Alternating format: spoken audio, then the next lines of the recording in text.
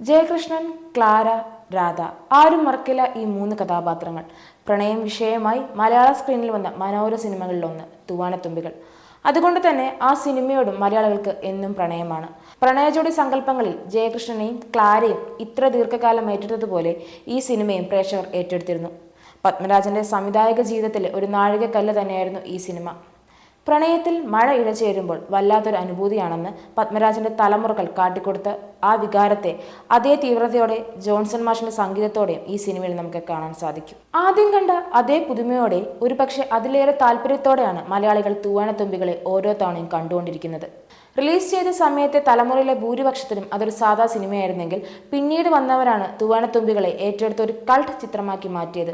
1987 July 31 അന്ന് വരെ മലയാളികൾക്ക് കണ്ടുപരിചയമില്ലാത്ത സ്ത്രീ പുരുഷ ബന്ധത്തിന്റെ വേറിട്ട തലം പ്രമേയമാക്കി തൂവാനത്തുമ്പികൾ റിലീസായത്. മോഹൻലാൽ അല്ലാതെ മറ്റൊരാൾ അഭിനയിച്ച് പ്രതിഫലിച്ചാൽ ശരിയാവില്ലെന്ന് പ്രേക്ഷകനെ കൊണ്ട് പറയിപ്പിക്കുന്നിടത്താണ് മോഹൻലാൽ എന്ന നടന്റെ ഈ സിനിമയിലെ വിജയം. പത്മരാജന്റെ തന്റെ നോവലായ ഉദക്കപ്പോളയായിരുന്നു സിനിമയ്ക്ക് ആധാരം. തിരുവിതാംകൂറിലോ അതല്ലെങ്കിൽ കേരളത്തിന്റെ പുറത്തോ കഥ പറയുന്ന പതിവ് വിട്ട് തൃശൂർ പരിസര പ്രദേശങ്ങളിലായിരുന്നു തൂവാനത്തുമ്പികൾക്കായി പത്മരാജൻ കരുതിവെച്ചത്. മണ്ണാർത്തോടി എന്ന വീട്ടുപേര് പോലും ഒരു പുതുമയായിരുന്നു. വടക്കുന്നാഥ ക്ഷേത്രം, കേരളവർമ്മ കോളേജ്, ഒറ്റപ്പാലം സ്റ്റേഷൻ തുടങ്ങിയ സ്ഥലങ്ങൾ ചിത്രീകരിച്ച ചിത്രം തിയേറ്ററുകളിൽ പക്ഷേ പരാജയമായിരുന്നു.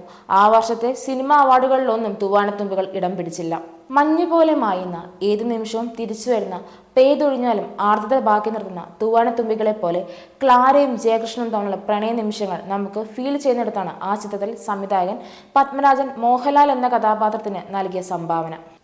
ആ ചിത്രത്തിന്റെ അവസാന സീനിൽ ഒരു യുദ്ധമുണ്ട്. ജയകൃഷ്ണന്റെ മനസ്സിൽ നടക്കുന്ന യുദ്ധം. പലർക്കും അത് കാണാൻ കഴിഞ്ഞിട്ടില്ല. റെയിൽവേ സ്റ്റേഷനിൽ ക്ലാരയെ കാണാൻ പോകുന്ന ജയകൃഷ്ണന്റെ മനസ്സിൽ നടക്കുന്ന യുദ്ധം. ഭാര്യയാവാൻ പോകുന്ന പെൺകുട്ടി ഇനി മേലിൽ ക്ലാരയെ കാണരുതെന്ന് പറയുന്നുണ്ട്. പക്ഷേ ജയകൃഷ്ണന് പോയേ പറ്റൂ. ആ തീവ്രാനുഭവം എത്ര എഴുതി വെച്ചാലും ഒരു നടന്റെ മികച്ച പ്രകടനത്തിൽ പ്രേക്ഷക സമക്ഷം എത്തുമ്പോഴേ സിനിമയിൽ വിജയമാവുന്നുള്ളൂ. അവിടെയാണ് മോഹൻലാൽ എന്ന നടൻ മലയാളികൾക്ക് ഭാഗ്യതാരമാവുന്നത്.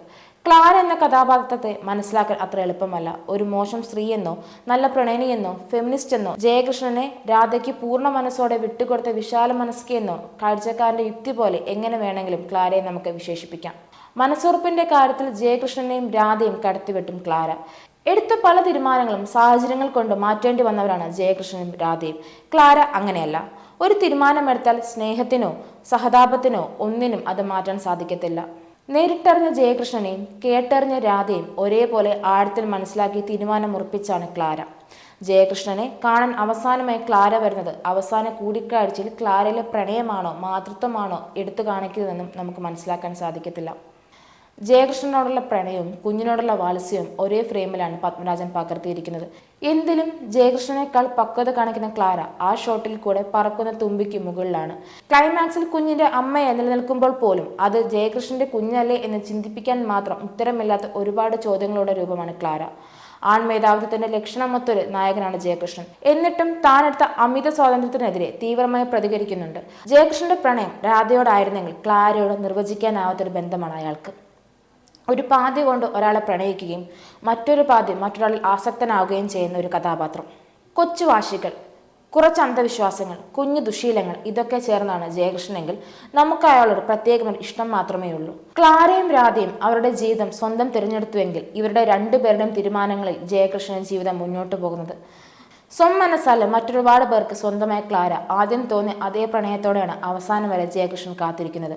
മനസ്സിലെ പുരുഷ സങ്കല്പങ്ങൾക്കും ചേർന്ന ആളാണ് ജയകൃഷ്ണൻ എന്ന് തിരിച്ചറിഞ്ഞപ്പോൾ ആദ്യത്തെ വാശിയും ദേഷ്യവും മാറ്റിവെച്ച് രാധ മറ്റൊരാളായി. എന്തിലും സ്വന്തമായ ഉറച്ച തീരുമാനങ്ങളുള്ള രാധ ജയകൃഷ്ണന്റെ കാര്യത്തിൽ മാത്രം ദുർബലയായിരുന്നു. വിലക്കുകളും വാക്കും മറികടന്ന് ക്ലാരയെ കാണാൻ ജയകൃഷ്ണൻ വീണ്ടും പോയപ്പോൾ രാധ ക്ഷമിക്കുകയാണ്. തന്റെ എടുത്തുചാട്ടം കൊണ്ട് താളം തെറ്റിപ്പോയ അയാളോടൊപ്പം അയാൾക്ക് പോലും നിശ്ചയമില്ലാത്ത ക്ലാരയുടെ കാര്യത്തിൽ ധൈര്യം കൊടുത്ത് കൂടെ നിൽക്കുകയായിരുന്നു രാധ. പക്ഷേ സ്വന്തം ആത്മവിശ്വാസം കൂട്ടിനായി ജയകൃഷ്ണൻ രജിസ്റ്റർ മാരേജ് നിർബന്ധിക്കുമ്പോഴും വീട്ടിൽ കല്യാണ ഒരുക്കങ്ങൾ നടക്കുമ്പോഴും സ്വന്തം തീരുമാനം വ്യക്തമാക്കുന്നുണ്ടവൾ. മലയാളികളുടെ കാൽപ്പനിക സങ്കല്പങ്ങളിൽ ക്ലാരയ്ക്കും ജയകൃഷ്ണനും പിന്നിലായി പോയെങ്കിലും തൂവാനത്തുമ്പികളുടെ കഥാകാരൻ തന്റെ ഭാര്യയുടെ പേരാണ് രാധയ്ക്കിട്ടത്. ക്ലാര ജയകൃഷ്ണനെ കാണാൻ ഇനിയും വരുമോ? ക്ലാര വരുന്നതറിഞ്ഞാൽ ജയകൃഷ്ണൻ ഇനിയും പോകുമോ? അങ്ങനെ പോയാൽ രാധ പൊറുക്കുമോ? കഥാസംവിധായകൻ കാണാമറയത്തേക്ക് യാത്രയായതുകൊണ്ട് എന്നും ആരാധകരുടെ മനസ്സിൽ തൂവാനത്തുമ്പികൾ ഭാഗം 2 എന്നത് ചോദ്യചിഹ്നമായി നിലനിൽക്കുകയാണ്.